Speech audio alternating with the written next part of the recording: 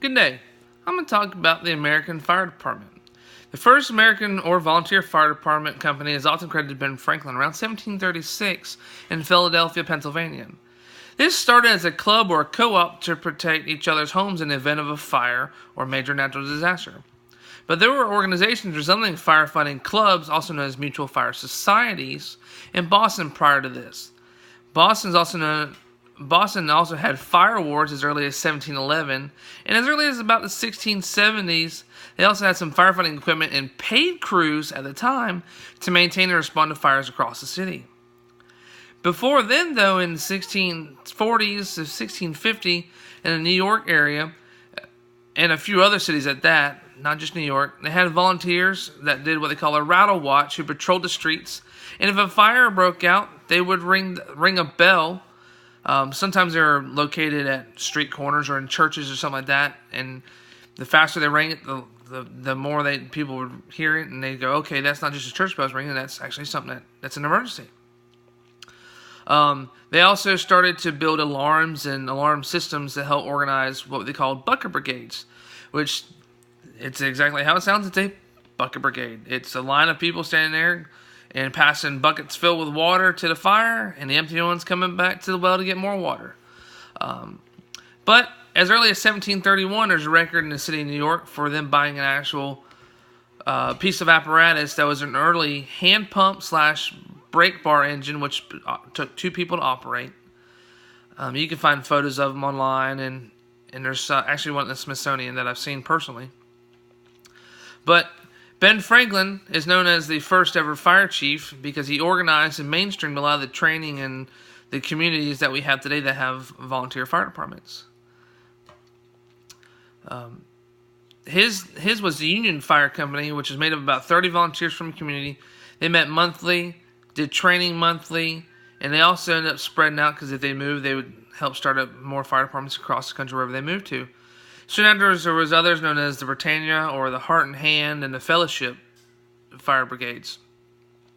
Many early Americans, many prominent Americans were volunteer firefighters as well, including George Washington, who was a volunteer firefighter in Alexandria, Virginia, and helped purchase one of the first ever fire engines and donate it to the town. Fire departments are not as politically involved today as they were back then, but they still do hold the main monthly meetings in like community centers and stuff like that. They also hold barbecues to raise money, but the political aspect is not as involved today as it was back then. During the Civil War time, there was what they call the Zouave battalions, or the elite battalions, that perfected, for the time, firefighting techniques. And they also helped with the rank and file structure that we see today, such as how a battalion chief works, or a captain, or lieutenants and engineers as well. Between 1800s and 1900s, many large American cities suffered heavy fire damage and loss of life because the technology wasn't there at the time that we have today, that you see when you call 911 or something like that, and a fire truck and rescue show up. That the technology wasn't around back then.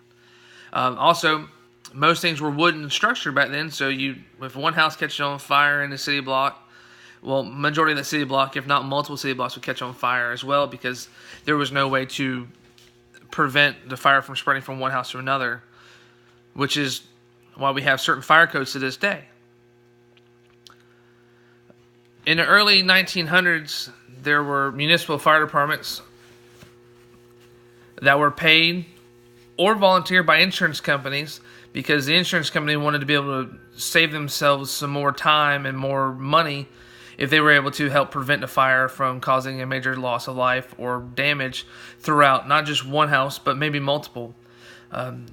Still to this day, and you can see some of the older historical districts, that there's a little circular like iron emblem, and that was actually the insurance company that had the insurance on that house.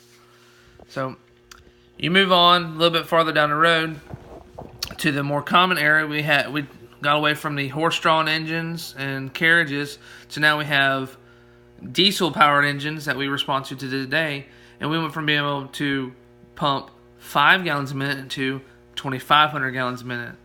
We also were able to do fire prevention instead of fire reaction, because if you prevent a fire, you save lives. Or if the fire still happens even with the prevention, you may be able to save the life and diminish the amount of life lost as well. I've been a fireman 12 years. Started out as a volunteer firefighter for the community I live in. I still volunteer for the community I live in, but I am also now a paid firefighter. And I've also seen technology go from non-computerized engines to computerized engines, which allow me to pump more water safer, faster, and more efficiently. We also have been seeing a great increase in firefighter safety as well, because back in the day when Ben Franklin was the chief, all you had was the wool clothes you wore. Now I put on about $3,000 worth of fire equipment that allows me to go inside a structure up to 1,500 degrees in certain situations before I get hurt, and be able to risk my life to save somebody else's life. We also have new technology such as thermal imaging cameras that I don't even have to go inside anymore. I can look through and I can actually see through the house and find bodies and stuff like that.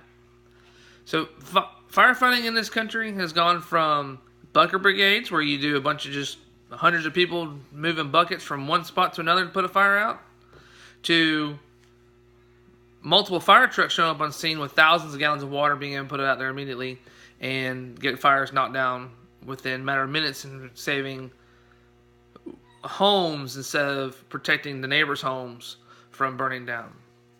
Thank you for listening to me. Hope you have a wonderful day.